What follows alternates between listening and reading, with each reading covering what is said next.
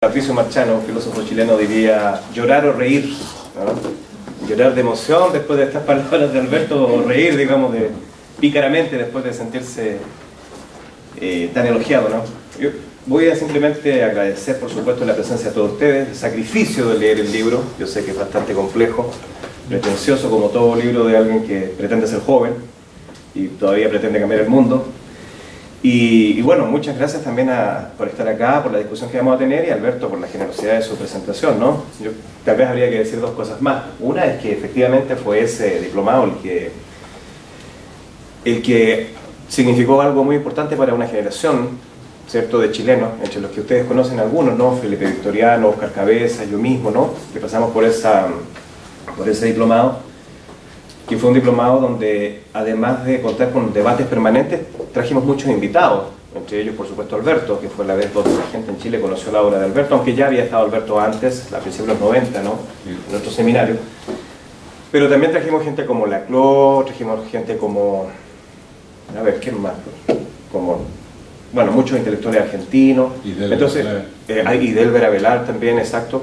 Entonces eso fue una escena bastante rara en el contexto chileno en los años 90, ¿no? Porque es un Chile transicional y muy seguro de su propio proceso de pacificación y transición a la democracia, y un Chile donde todos los lugares intelectuales están oficializados, ¿no?, tomados por la retórica de la modernización, de la globalización, de la democracia. Y entonces Arcis, que es la universidad de donde vengo yo, y ese diplomado en particular se constituye en algo así como el reverso crítico de la euforia neoliberal chilena. Entonces, claro, para mí fue muy importante, y yo podría decirlo sin ningún problema, que básicamente la idea del libro ya arranca en ese tipo de debates que se dieron en Chile en esa época. Eso tiene mucha razón Alberto cuando vuelve a esa escena originaria. Pero también la tiene con el frustrado intento de convertirme en estudiante formal de Alberto, ¿no? Porque ya en esa época era estudiante formal de Mabel, con quien me une una relación de amistad y de trabajo. Y después, muy pronto, rompí mi relación de estudiante con Mabel sin que eso significara ninguna tragedia, y me transformé en estudiante de John Beverly, con quien decididamente trabajé de manera mucho más flexible, porque John Beverly es mucho más flojo, entonces me permitía a mí hacer todas mis cosas sin revisar ni poner mucha vigilancia, porque es un amigo, es un tipo espectacular, excelente, ¿no? Y entonces la paradoja de todo esto es que me convertí en el primer alumno no presencial de Alberto, ¿sí? que es lo interesante, digamos, ¿no? Porque efectivamente mis políticas de lectura y lo que permitió hacer mi traducción desde el tipo de debates que yo traía desde Chile hasta el tipo de debates que estoy articulando ahora pasa básicamente por mi trabajo con Alberto, que no ha sido nunca desde el punto de vista de un estudiante formal. Sin embargo, por supuesto, soy un estudiante del trabajo de Alberto, y soy, si se pudiéramos decir así, un militante de su práctica intelectual desde siempre, ¿no?, desde que llegué a Estados Unidos. Como buen militante también tengo mucha crítica al Comité Central, por supuesto. Pero básicamente ese es el cuento, ¿no? Entonces, Alberto y todos ustedes, muchas gracias de nuevo, y lo que voy a hacer ahora básicamente es la formulación de una hipótesis, ¿no?, que tiene que ver con mucho de lo que estamos discutiendo. Básicamente la hipótesis es relativa a una vuelta de Derrida, a una necesaria vuelta a leer Derrida, ¿cierto? Pero de una forma tal que nos permita demarcar esta lectura, distanciar esta lectura, tomar distancia de ciertos gestos históricos que marcarían la recepción de Derrida en la academia norteamericana y en la academia en general, ¿cierto? Es decir, la hipótesis sería por la posibilidad de una lectura de Derrida que no quede inscrita en la historia americana de la deconstrucción. Precisamente porque la historia americana de la deconstrucción estaría ya en su quinta o sexta generación, ¿no? Esta es una vieja idea que alguna vez comentó Bret Levinson, ¿no?, con un poco de escepticismo, ¿no? Estaríamos en la cuarta generación de deconstructivistas en América y nada ha cambiado. Uno podría decir, no, en realidad ya estamos en la sexta generación de deconstructivistas derridianos y nada ha cambiado. Pero entonces eso no significa necesariamente de que la deconstrucción sea homologable ni a la recepción de Yale y al formalismo de los estudios americanos, ¿cierto?, que precisamente tienen en la deconstrucción una continuación del New Criticism, ni tampoco significa que la deconstrucción sea simplemente un tipo de práctica sublime y textual, al estilo de, por ejemplo, lo que hizo la primera generación de latinoamericanistas que se interesó por el texto derridiano. Tampoco esto significa que Derrida sea un filósofo profesional y que por tanto le competa a los filósofos profesionales discutir Derrida, ¿no? Lo que estoy tratando de plantear es una lectura, si ustedes quieren, marrana de Derrida, ¿cierto? O una lectura subversiva, donde en el registro de Derrida se articula una serie de problemas que me parece a mí son los problemas que definen y constituyen nuestro horizonte problemático en la actualidad. De tal forma que lo que quisiera hacer simplemente es demarcar Derrida, el nombre de pila, es decir, el gesto de un pensamiento efectivo, de dos atribuciones que son bastante obvias, ¿no? Una es la sobredeterminación ética del pensamiento político de Derrida, y la otra es la sobredeterminación política del pensamiento de Derrida. La primera, como ustedes saben, está básicamente articulada en términos de un cierto giro del pensamiento derridiano, giro este que se habría dado en los años 80, principios de los 90, y que lo habría llevado a reemplazar la referencia central de Heidegger por la referencia de Levinas. Es decir, mientras que el primer, cierto, Derrida habría estado preocupado con una crítica al logocentrismo como continuación de la metafísica occidental o de la ontoteología, el último Derrida, dejando de lado un poco el texto heideggeriano y bebiendo más bien de las aguas éticas de la filosofía del rostro levinasiano, tendría una inclinación mucho más relativa al pensamiento de lo cosmopolítico, una especie de neocantismo no alemán. A mí me parece que esa lectura, que es bastante verosímil, es extraordinariamente problemática, y por supuesto esto no es una novedad, esto es lo que Haplund dice en Radical Atheism, ¿cierto? El famoso libro sobre Derrida. Pero, curiosamente, la otra sobredeterminación que me interesa desactivar, porque esa me parece más o menos obvia, eso me parece ya más o menos hecho, la otra que me interesa desactivar es la sobredeterminación política de Derrida. Como cuando se dice que la deconstrucción y el último Derrida, sobre todo el Derrida de los seminarios, el Derrida que está preocupado con cuestiones de derecho internacional, con cuestiones de derechos humanos, etc., el Derrida que piensa críticamente el derecho, es un Derrida político. Porque me parece que eso no es falso, sin embargo, es ambiguo. Y en esa ambigüedad hay un problema que no es menor y que podríamos llamar el de la supuesta copertenencia entre filosofía y política. Es decir, la idea de que, dada la condición histórica en la que se inscribe la firma de Derrida, es inherente a su reflexión una cierta condición política. Yo estoy de acuerdo con esa formulación, por supuesto, pero ¿cuál es el estatus de esa relación entre filosofía y política? Es lo que me interesaría interrogar. No solo porque me interesa decir esto, me interesa decir que en Derrida no hay filosofía política. Eso es lo que me interesa en principio, ¿no? Como tampoco hay filosofía ética. Sino porque me interesa avanzar hacia algo que Alberto ya ha señalado en algún momento, me parece que constituye el horizonte de nuestro trabajo, y es precisamente a desvincular la relación automática entre filosofía y política, es decir, la idea de que filosofía y política convergen, ¿cierto?,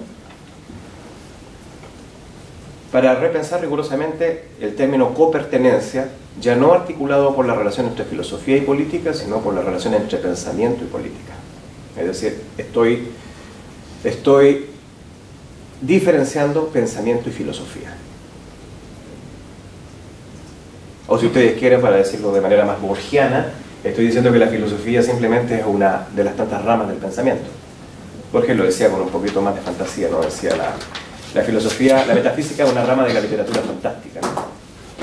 ¿De acuerdo? Entonces voy a leer brevemente la formulación de esta hipótesis, voy a detenerme, voy a ir mostrando los lugares que me parece que son verosímiles, y después de eso, por supuesto, encantado, entramos en diálogo. El título de esta especie de pequeña ponencia se llama "Para una política sin excepciones, el legado de Derrida". Reparemos brevemente en el título de esta presentación, en su economía y en su promesa. ¿Por qué habríamos de hablar de un legado y no más bien de un horizonte, de un campo o de un estilo?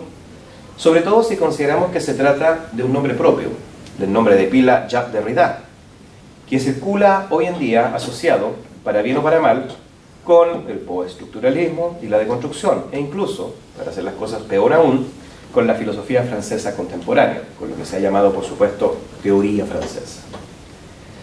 Se trata del legado de Derrida, o mejor aún, de un legado posible, la posibilidad misma del legado como relación de duelo, justo ahora, cuando apenas desaparecida su figura, su poderoso espectro sigue marcando la agenda de una cierta discusión filosófica y política. Pero se trata de una presencia sin presencia, derridiana ella misma, que pone en vilo la convergencia automática de filosofía y política. Pues no se trata de un filósofo profesional, o si se quiere, de un filósofo político, de un pensador que pudiésemos suscribir a ese horizonte complejo y decisivo que el pensamiento francés ha elaborado como filosofía política. Esto es, como alternativa a la economía política inglesa y a la ciencia política americana. Derrida no es un filósofo político en el sentido en que uno podría decir, decirlo, ¿no? De Claudel Lefort, de Cornelius Castoriadis, de Ernesto Laclau o incluso de la reciente Escuela Italiana de Biopolítica. Y sin embargo, esto no significa para nada que su trabajo esté concernido con una dimensión intangible o ajena a lo político. Pues me parece que este trabajo anuncia una cierta copertenencia, ya no entre filosofía y política, sino entre pensamiento y política, ¿no? Aquí estoy en diálogo, por supuesto, con un libro muy importante de Manuel Bisset, que es un filósofo cordobés argentino, ¿no? Un libro que se llama Derrida, Derecho, Justicia, ¿cierto? Política, Derecho, Justicia, Política, Derecho, Violencia. Donde se plantea la tesis de la copertenencia entre filosofía y política, ¿no? Una convergencia esta, la convergencia o copertenencia, ¿no? Como la llama él, entre pensamiento y política, que ocurriría en cualquier caso más allá de la filosofía, o más acá, que sería algo así como un más allá de la filosofía política, pues se trata de un pensamiento que no está regido ni por presupuestos normativos fundamentales, ni por una estructura categorial universal. La política misma del pensamiento derridiano, su legado, no está relacionada ni con un saber sustantivo, ni con ningún juego de preceptos sobre el quehacer, ningún tipo de orientación práctica sobre cómo orientarnos en la vida. Este legado, esta política, por el contrario, una interrogación sostenida sobre la problemática de la justicia, y por lo mismo es una constatación permanente de las limitaciones del derecho. Si fuera posible hablar de una copertenencia entre filosofía y política, digo, si esta hipótesis resultara plausible para entreverarse con el legado de Derrida, esto solo sería posible en primer término porque filosofía y política no son lo mismo. Solo por eso es posible plantear la convergencia o la copertenencia entre filosofía y política, porque filosofía y política en principio no son lo mismo. Y aun cuando pudiera haber un devenir político de la filosofía contemporánea, un devenir político de toda filosofía, ¿no? Que sería, por cierto, mucho más plausible que un devenir filosófico de toda práctica política, esto no nos autorizaría para hablar de la filosofía política de Derrida. Como cuando uno dice, ¿qué haces tú? No, yo trabajo la filosofía política de Derrida. ¿Y tú?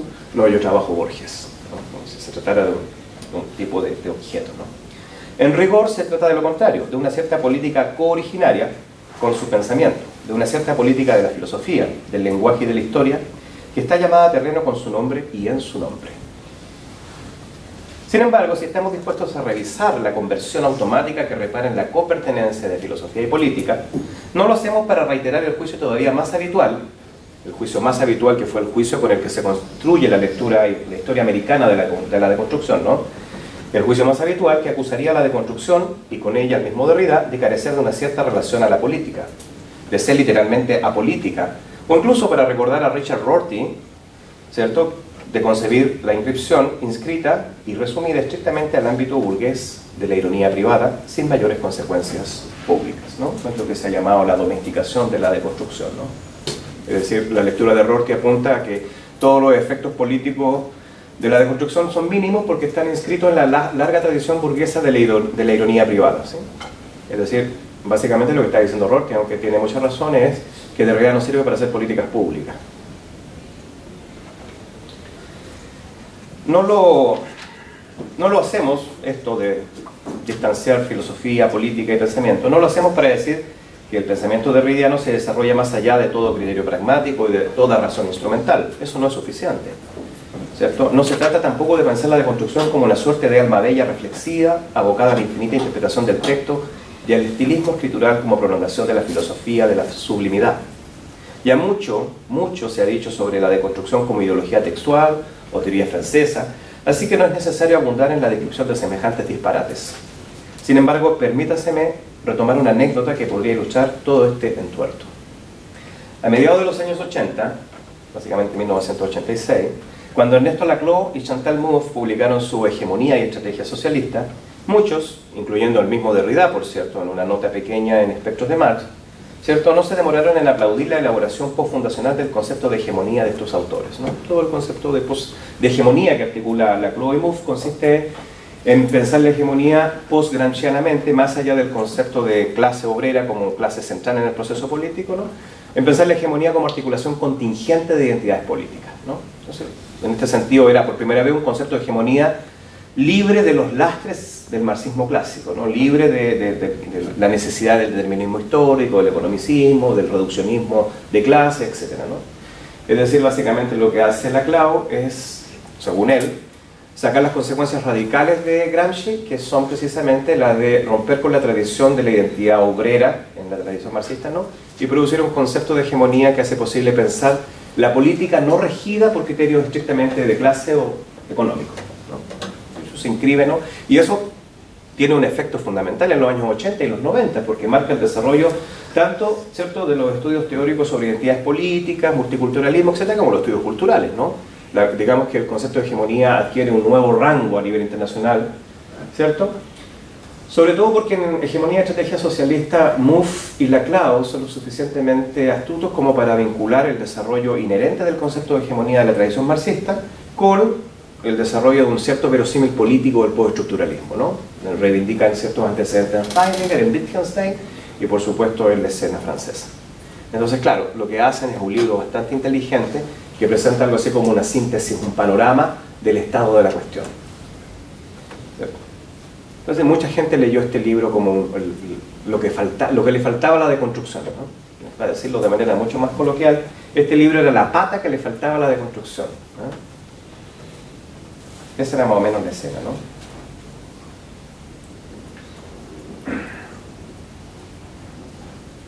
Entonces decía, ¿no?, muchos no se demoraron a aplaudir la elaboración postfundacional del concepto de hegemonía de estos autores, encontrando en dicho trabajo ciertas similitudes con la llamada deconstrucción, como si lo que Laclau y Mouffe hubieran hecho no fuese sino una sólida deconstrucción del marxismo occidental, ¿no? Fíjense que esto lo dijo además irónicamente, ¿no?, como si Hegemonía y Estrategia Socialista fuera una sólida deconstrucción del marxismo occidental. Y la pregunta inmediata que tendríamos que tener ahí es ¿por qué ¿por qué Derrida? Miren la traslape de nombres aquí, ¿no? ¿Por qué Derrida nunca se dedicó a hacer una deconstrucción del marxismo occidental? ¿No? Bueno, no hace eso, ¿no? ¿Por qué? No sé. Pero claro, mucha gente leyó Hegemonía y Estrategia Socialista como una muy buena, fíjense, lo voy a decir de manera además tormentosa, ¿no?, una muy buena aplicación de la filosofía derridiana a un cuerpo histórico efectivo, ¿no?, una buena deconstrucción del marxismo occidental. Pero además de eso, ¿no?, esta era la gracia del libro, no solo eso, pues lo que Hegemonía y Estrategia Socialista parecía ofrecer como suplemento, ¿no?, como don, y muchos lo leyeron de esta forma, por cierto, era un cierto correlato o verosímil político que complementaba y hacía viable a la misma deconstrucción. No fue difícil en esa época escuchar a muchos elogiar el libro por su bajada a la realidad, por su capacidad de materializar el análisis, o incluso por su recuperación de la historia. A mí me gustaría sostener en otro lugar, que no es este, en otro momento que no es este, y en otro paper que no es esto, me gustaría sostener, por cierto, que el formalismo lingüístico y heliopolítico, fíjense la palabra que estoy usando acá, que es una palabra que Alberto ha puesto a circular últimamente, ¿no?, que está relacionada con una cierta pretensión política iluminista, ¿no?, orientada hacia el ideal, ¿cierto?, apolíneo de la transparencia, de la paideia en términos, ¿cierto?, formativo, educativo, intellecto inborn art, etc., ¿no? O sea, a mí me gustaría sostener que el formalismo lingüístico y heliopolítico de este libro, el de Hegemonía y Estrategia Socialista, hace exactamente todo lo contrario de lo que la gente dice que el libro hace. Presenta una reconstrucción informada pero deshistorizada del marxismo occidental y remite la política a una teoría de la articulación y de la significación anclada, esa teoría de la articulación y de la significación, está anclada en lo que Walter Benjamin llamó la concepción burguesa del lenguaje. La concepción comunicativa, mercantil, ¿cierto?, del lenguaje. De cualquier forma, eso es otro debate, ¿no? De cualquier forma, lo que interesa entonces es que el libro de Laclau y Mouffe parecía resolver dos grandes problemas. Parecía resolver dos grandes problemas que fueron los problemas que la gente pensaba como más determinantes en los 80 y 90, ¿no?, incluso a principios de los 2000. Por un lado, daba cuenta definitiva de las taras y limitaciones del marxismo occidental y lo hacía justo a tiempo, desde adentro y como autocrítica. El libro sale en el 86 y toda la debacle viene a fines de los principios de los 90, ¿se acuerdan? Fines de los 80, principios de los 90. Entonces, fue espectacular. El libro se anticipa precisamente a eso, ¿cierto? Y lo hace desde adentro y como autocrítica. También es importante señalar la tradición militante del mismo Néstor Laclau, su procedencia política, sus vínculos con el peronismo y sus libros anteriores, ¿no? Siendo quizás todavía el más importante, el primer libro, ¿no?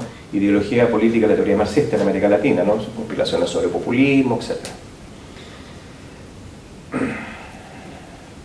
Entonces, claro, se anticipa en 5 años la debacle, 4 años, justo antes de la caída del comunismo soviético. Pero eso era, por un lado, lo que le daba mucha importancia. Por otro lado, le permitía una traducción política de las llamadas sublimidades textuales de la deconstrucción. Y el mismo Laclau, por cierto, abundó de manera bastante sofisticada en esta posibilidad, ¿no? Con el famoso libro que viene después, que es la compilación de ensayos que conocemos como Emancipations, ¿no? Cuando toma la teoría del significante vacío y la relaciona con la figura del espectro derridiano, cuando responde, por ejemplo, a las críticas de Rorty, etc., ¿no? Ese libro se llama Emancipations.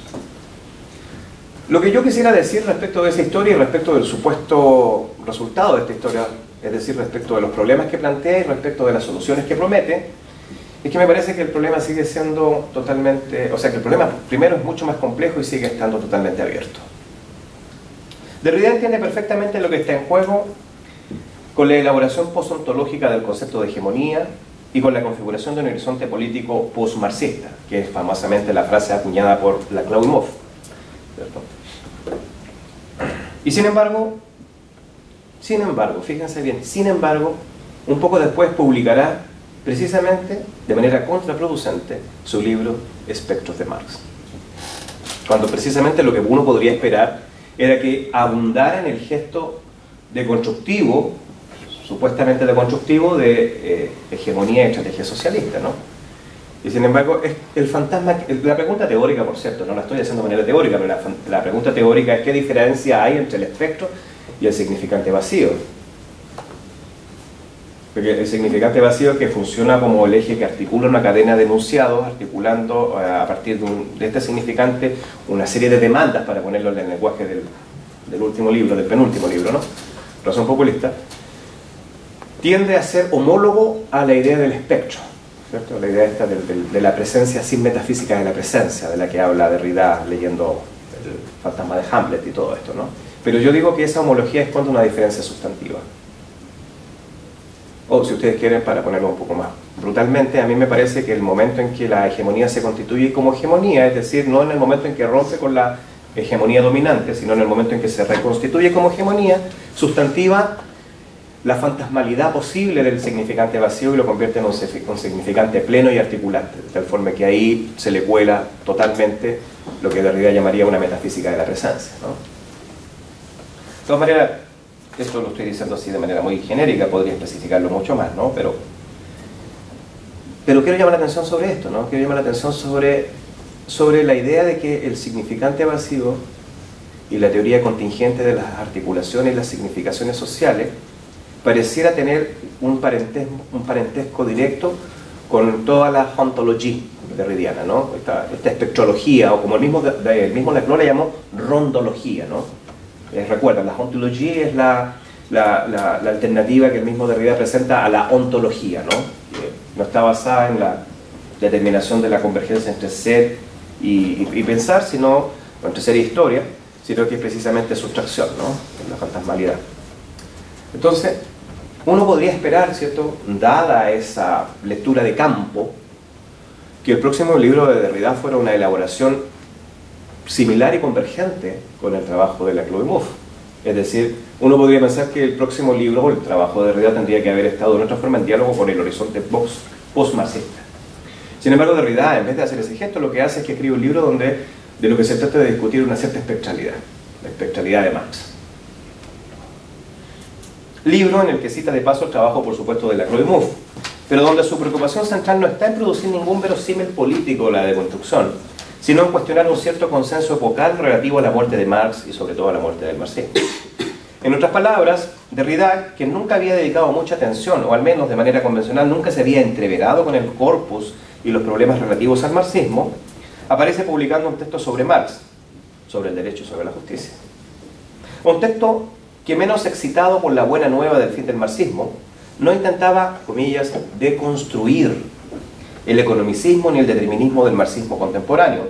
No se dedicaba a mostrar, como sí lo habían hecho en la Chloe Mouffe, que el marxismo estaba regido por una lógica de la necesidad, que le impedía pensar la política, su autonomía y sus reglas. Todo eso ya estaba hecho y era más o menos obvio en el debate intelectual. Por supuesto, tampoco es que Derrida se convierta en un marxista, ¿cierto?, al viejo estilo de los marxistas clásicos, ¿no? Todo eso estaba hecho. Lo que Derrida hace, lo que intenta hacer, por el contrario, es mostrar que en la euforia del poscomunismo, que es el discurso oficial del Departamento de Estado norteamericano, que lee los eventos, ¿cierto?, de la caída del comunismo y de las transiciones a la democracia que ocurren en la Europa del Este, paralelamente a las transiciones a la democracia que ocurren en América Latina, como confirmación final del triunfo de la filosofía de la historia del capital, ¿cierto? Es decir, ganamos la guerra, ¿no? Este es el contexto en el que, por ejemplo, Fukuyama publica este famoso panfleto, ¿no?, sobre el fin de la historia, ¿no?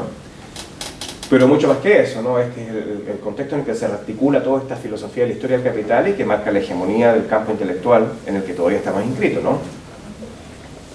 Entonces, por el contrario, Derrida lo que intenta hacer no es deconstruir el marxismo, sino mostrar que todavía en la euforia del poscomunismo, que es el discurso hegemónico después del triunfo de la supuesta democracia liberal y el libre mercado, no solo hay una filosofía de la historia en juego, sino que esta filosofía de la historia, esta ontología, es la filosofía de la historia o la ontología del capital.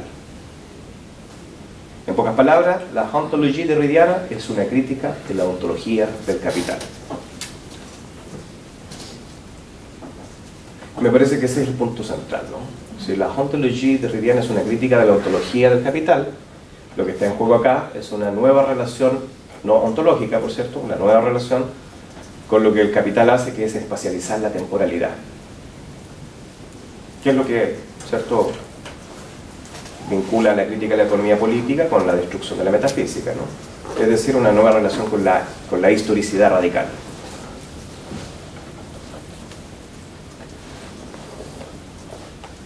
Ok, hasta ahí el texto tiene un tipo de letra y un color, pero la impresora de Alberto imprimió la segunda parte en otro color. ¿Cómo? Lo que supuestamente indica que tu impresora lee y discrimina lo que va. Está bien.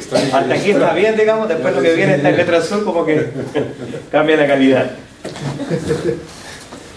Entonces, en pocas palabras, la ontología derridiana es una crítica de la ontología del capital. Me interesa esa idea a fuerza, ¿no? En este sentido, Espectros de Marx, de Derrida, sigue siendo el punto central en el giro contemporáneo de un pensamiento crítico de la filosofía de la historia. Giro que se ve complementado con los seminarios sobre la bestia y el soberano y la pena de muerte, por cierto, que han salido últimamente publicados y que yo sé que ustedes ya conocen, su mayoría. No solo esos seminarios, sino los seminarios de los años 80, etc. Todo esto permite releer el corpus derridiano ya no en términos clásicos de la historia de la filosofía, ¿no?, con criterios cronológicos y evolutivos, sino que volver a interrogar el texto derridiano como si todo este coperteneciera a un mismo momento, ¿no? Digo, al hacer eso, lo que se arma así es una caja de resonancia donde precisamente lo que suena y lo que resuena es la posibilidad de una política más allá de la excepcionalidad. Lo voy a decir de manera bien genérica, pero ya sabemos que estoy pensando en Agamben, etc., ¿no? Una política más allá de la excepcionalidad, o si ustedes quieren, más allá, ¿cierto?, de las filosofías de la irrupción y del evento. Fíjense bien que lo que estoy tratando de sostener, todavía de manera hipotética, es que el legado de Derrida irrumpe precisamente sin irrupción, desmarcándose del sentido común filosófico de la academia contemporánea. Ese sentido común filosófico en la academia contemporánea podríamos llamarlo filosofías de la irrupción y del evento, o filosofías del acontecimiento, ¿cierto? Es decir, toda la lectura sobre la irrupción demótica, la lectura sobre el estado de excepción, la lectura sobre el acto y la fantasía, sobre la transgresión, la lectura sobre el evento y la lectura sobre la militancia partisana o la militancia y la lealtad al evento, etcétera, etcétera, todas tienen algo en común. Y es contra eso, contra lo que el legado de Derrida abriría una posibilidad distinta. Esa sería entonces, si ustedes quieren, la petitio principi de mi presentación, ¿no? Ahí lo que está en juego, ¿no? Quizás en esta posibilidad está radicada la especificidad de un legado, del legado de Derrida, en su distancia con las filosofías del evento y de la excepción, que, haciendo una inversión de la decisión schmittiana, o de la decisión soberana, haciendo una inversión, fíjense bien, quiero enfatizar la palabra inversión porque tiene dos sentidos fundamentales, uno el económico y el otro el libidinal. Diría que las filosofías del evento están investidas y han invertido mucho desarrollo conceptual en el esquema schmittiano de la soberanía. ¿Entienden? Entonces, precisamente lo que me parece a mí, que el legado de Derrida consiste, ¿no?, en tomar distancia con estas filosofías del evento y de la excepción, que siguen presas de la inversión y del investment, si ustedes quieren, de la decisión schmittiana o de la decisión soberana, y por lo tanto quedan todavía a la espera de una nueva forma de la soberanía. Me parece fundamental esto. Siguen presas de una nueva forma de soberanía o a la espera de la soberanía. Lo voy a decir así. Ese es el límite estrictamente conceptual del pensamiento de izquierda latinoamericano contemporáneo. El reemplazo de una soberanía, la del capital, por otra soberanía que está siempre en espera, que es la de la comunidad por venir. Por supuesto estoy hablando de Bolivia y de Venezuela, que es el tema de discusión, ¿no? Sí, y entonces al quedar todavía a la espera de una nueva forma de soberanía, de un acto de una erupción demótica que no solo restituye mesiánicamente el reino de Dios en la tierra, sino que supera las aporías de la representación y de la filosofía política en una suerte de encarnación etérea pero articulante de una comunidad posible, pensable, por venir, aunque se demore 300 años, como nos decía García Linera respecto del comunismo. ¿Se acuerdan? La mesianicidad sin Mesías, que es la otra frase famosa que sale del espectro, ¿no?, y que cruza el horizonte de los años 90 en el trabajo de Derrida, ¿no?, de la que hablaba, por supuesto, Derrida, ¿cierto? Y habría que poner esto en perspectiva, pues justo cuando está elaborando su famosa ontología, el mismo Derrida está pensando en las limitaciones del concepto de violencia mítica y violencia divina, ¿no?, del famoso texto para una crítica de la violencia, o simplemente Critical Violence de Benjamin, ¿no?, que es un texto temprano, en 1923, donde Benjamin, que es un texto además que no está totalmente definido, bastante complejo, pero donde hay una cierta oposición entre la violencia mítica del derecho y la violencia divina o revolucionaria. Ese texto además es la base de lo que se llama la teoría del complot, o lo que se ha llamado la teoría del complot, que es la supuesta relación que hay entre Benjamin y Schmitt, que se mandan mutuamente textos, que se escriben como contestaciones mutuas, ¿no?, donde uno podría leer toda la problemática que después va a aparecer en las tesis de la filosofía de la historia, o en el concepto de historia, ¿no?, más que tesis, de los años 40, ¿no?, de principio, de Derrida. Pero según, por ejemplo, gente tan importante como Taubes, ¿cierto?, la correlación que hay entre el concepto de soberanía schmittiano y las tesis de Benjamin sobre el problema de la violencia mítica o revolucionaria, ¿cierto?, son las que articulan toda la imaginación política alemana de la posguerra. Lo que es interesante de esto es que por esa misma época Derrida, en la misma época que Derrida está trabajando con su ontología, está criticando esto, y esto se traduce en una conferencia que fue bastante importante, Fuerza de Ley, que además fue considerada como su distancia con Benjamin y su crítica, y que supuso, para el caso latinoamericano, por lo menos 5 o 6 contestaciones de primer nivel, ¿no? Ricardo Foster en Argentina, en Chile Willy de Taller, Federico Galende, acá en Estados Unidos el mismo Idelbera Velar en sus famosos Letter of Violence, tiene un artículo muy bueno. Todos ellos convergen en criticar una cierta superficialidad en la crítica derridiana. Para todos ellos, Derrida es injusto a la hora de leer a Benjamin, y muchos han planteado la idea de que en rigor todo el problema de los espectros de Marx ya está contenido de otra forma en esta especie de mesianismo hebraico sin Mesías o mesianismo secular que estaría en las tesis benjaminianas, ¿no? Entonces todo el mundo ha tratado de contestar el texto de Derrida como un texto injusto. Me parece que el debate es un poquito más interesante porque me parece que, independientemente de que hay un cierto efectismo conceptual en Derrida que tiende a pensar a Benjamin como miembro de la generación radicalizada del pensamiento judío alemán, ¿cierto?, y distinguirlo con una especie de teoría general del golpe de Estado propio de la época, es decir, la raíz schmittiana. A pesar de eso, efectivamente lo que está tratando de poner en escena Derrida es una cierta sospecha con respecto a la forma en que contemporáneamente se ha apropiado ese texto benjaminiano entre violencia mítica y violencia divina, ¿no? Porque la forma en que se ha apropiado ese texto ha justificado mesianismos como el de Agamben, mesianismos, entre comillas, por supuesto, ¿no? Es decir, básicamente lo que Derrida está instalando en ese momento es una sospecha con respecto a la forma en que Benjamin está siendo leído por un pensamiento abismal, ¿cierto?, biopolítico. Y si ustedes establecen la relación entre ese texto y ese tipo de horizonte, con la última parte del volumen 2 del seminario sobre la bestia y el soberano, del volumen 1, perdón, cuando él se entrevera de manera bien rigurosa con, ¿cierto?, con Foucault y después con Agamben, ¿no? A propósito de Foucault, ¿no? Cuando dice que le parece bastante injusto lo que hace Agamben con Foucault, que siempre lo cita para confirmarse a sí mismo y que siempre cuando lo quiere corregir, lo que termina haciendo es citar a Foucault contra Foucault, ¿cierto?, a nombre de Agamben, ¿no? Pero no solo dice eso, sino que hace algo mucho más delicado, ¿no?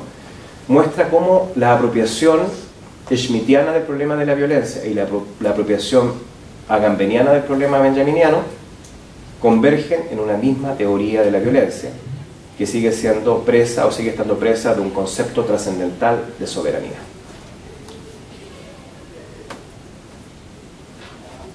O si ustedes lo quieren poner de manera mucho más práctica, lo que Derrida les está diciendo es, mire, no puede suspender la práctica política contingente desde el concepto trascendental de soberanía, porque si no nos vamos todos para la casa. Si todo es metafísica, si todo es biopolítica, si todo es campo de concentración, si todo es operación soberana o violencia mítica, nos fuimos todos para la casa. No. Lo que Derrida está tratando de mostrar es, digámoslo así, es la condición totalmente profana de la práctica política. ¿Sí? Entonces lo que le molesta es lo que yo llamo, por supuesto en otro lugar, pero es lo que a mí me parece como característico de estas filosofías del evento. Lo que le molesta a Derrida es lo que yo llamaría, yo humildemente, por cierto, que me estoy comparando con Jacques, lo que yo llamaría una anfibología propia de las filosofías del evento, ¿no? Una anfibología. Entonces, sacando el concepto de anfibología, por cierto, de Kant, de la crítica de la razón pura, sobre, cierto, la imposibilidad de hacer juicios sintéticos, cierto, relativos con la configuración numérica del mundo, pero sobre la necesidad de hacerlo a la vez, ¿cierto? Sobre la diferencia entre objeto y cosa, etcétera, ¿no? ¿Sí? La anfibología en que la filosofía usa los conceptos. Entonces la diferencia entre la cosa en sí y la cosa para sí. Lo que podemos conocer, lo que está siempre de por sí más allá. Y entonces lo que yo diría es que usando ese concepto de anfibología en esos términos, lo que parece característico de la filosofía política contemporánea es que por un lado piensa la contingencia política del presente y por otro lado piensa esa contingencia ya sobredeterminada, de lo que resulta siempre esta trampa kantiana de, por un lado, usar la palabra democracia para describir el estado de cosas actual y la palabra democracia como aquello que no ha tenido lugar. Si ustedes quieren, la comunidad como aquello que está teniendo lugar y la comunidad como aquello que la historia promete. O mucho más radicalmente, por ejemplo, la forma en que Agamben usa la palabra política. Por un lado, como posibilidad que adviene con la comunidad, ¿cierto? Esa comunidad que viene, ¿cierto? Como esa política sabática o inoperante, inoperosa se ha traducido también, ¿no? Por un lado, pero por otro lado también política es biopolítica. Campo de concentración, homo sacer, sobredeterminación, etcétera, ¿no? Lo que produce un efecto totalmente brutal, ¿no? Porque ese efecto deshistoriza las prácticas políticas del presente, porque las denuncia ya caídas a la lógica de la metafísica, de la ontoteología, de la biopolítica, del campo de concentración. De tal forma que nunca hay política. La política siempre es lo que está por venir, ¿cierto? Entonces, esa anfibología sería lo que está puesto en juego ahí. De tal forma que me interesaría pensar esta figura, ¿no? La figura de la mesianicidad sin Mesías, y abundar un poco más en la forma en que Derrida está criticando no tanto a Benjamin como a la recepción estándar del pensamiento benjaminiano. Por supuesto, lo que a Derrida le incomoda es la forma en que Agamben lee la teoría de la violencia de Benjamin cruzada con la teoría de la soberanía y de la excepción, ¿cierto?, de Schmitt en el famoso opúsculo este de Homo sacer que se llama el estado de excepción. Sí, en última instancia, y esto también lo hace, por ejemplo, en el capítulo 5 y 6, fundamentales de políticas de la amistad, ¿no? Lo que está haciendo Derrida es discutir un poco con el giro schmittiano del pensamiento contemporáneo.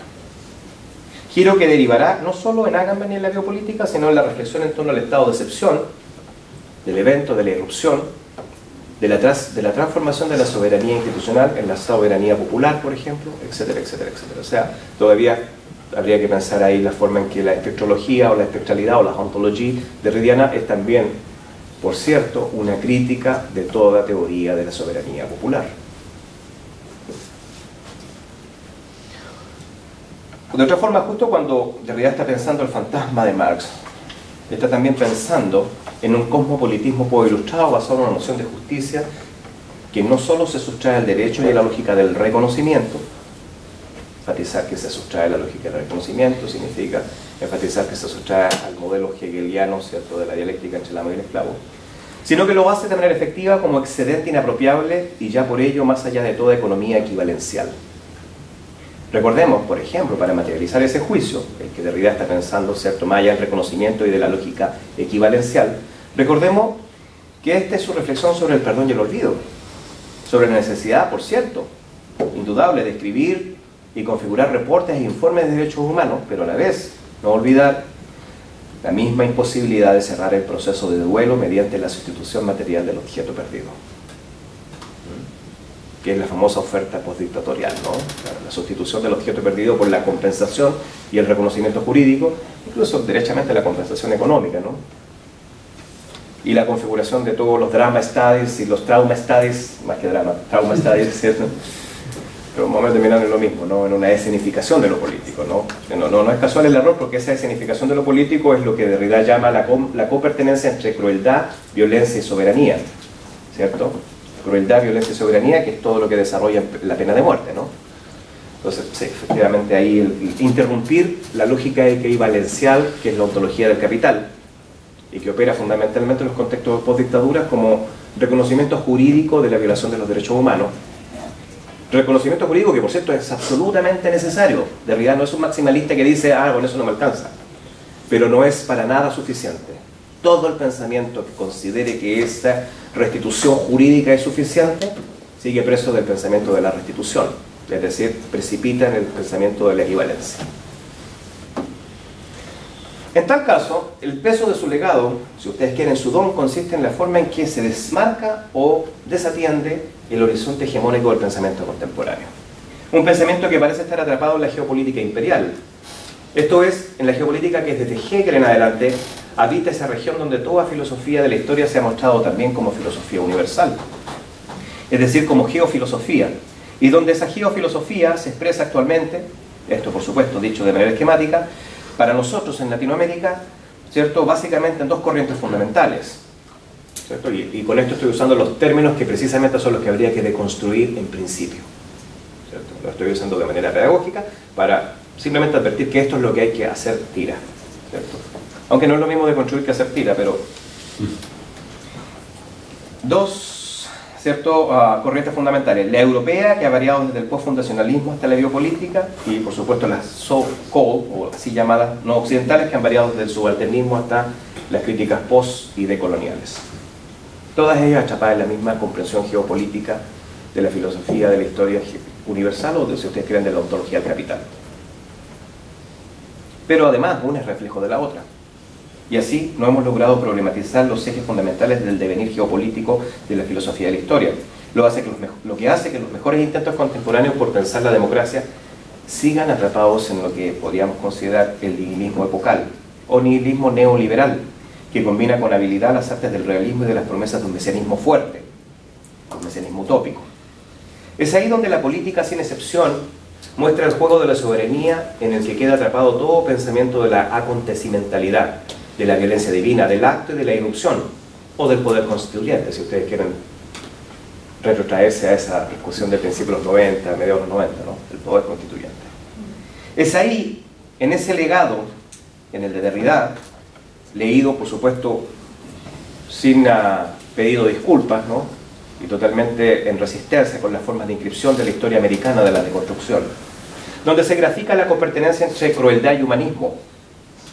De ahí, por ejemplo, su deconstrucción de todo el abolicionismo de la pena de muerte, mostrando que el abolicionismo en general, por razones humanistas, lo que quiere suprimir no es la pena de muerte misma, que es la excepción autoinmunitaria de la democracia, sino la crueldad inherente a la ejecución de la pena de muerte. de tal forma que en Estados Unidos después del 76 se restituye el 83 la pena de muerte, precisamente, recuerdan ustedes, porque se ha cambiado el cadalso, la ejecución brutal, violenta, por la inyección. Es decir, el problema del abolicionismo histórico es que como humanismo quiere suprimir la crueldad, porque la crueldad pone en escena el principio excepcional que articula la condición autoinmunitaria de la democracia. De ahí entonces que lo debería ser muy fino, ¿no? Porque no está deconstruyendo la pena de muerte, sino está mostrando cómo la pena de muerte es un principio constitutivo de la lógica excepcional de lo político. ¿Se dan cuenta? Entre la bestia y el soberano, entre la filosofía y el derecho. Y es ahí donde la interrogación relativa a la justicia, esto es la deconstrucción, y yo quiero reivindicar ese nombre, no puede seguir siendo confundida ni con la filosofía ni con la teoría contemporánea, pues la deconstrucción es el futuro de la política, así como la política es el pasado de la deconstrucción. Su convergencia es su copertenencia en un tiempo u otro que el de la filosofía de la historia del capital.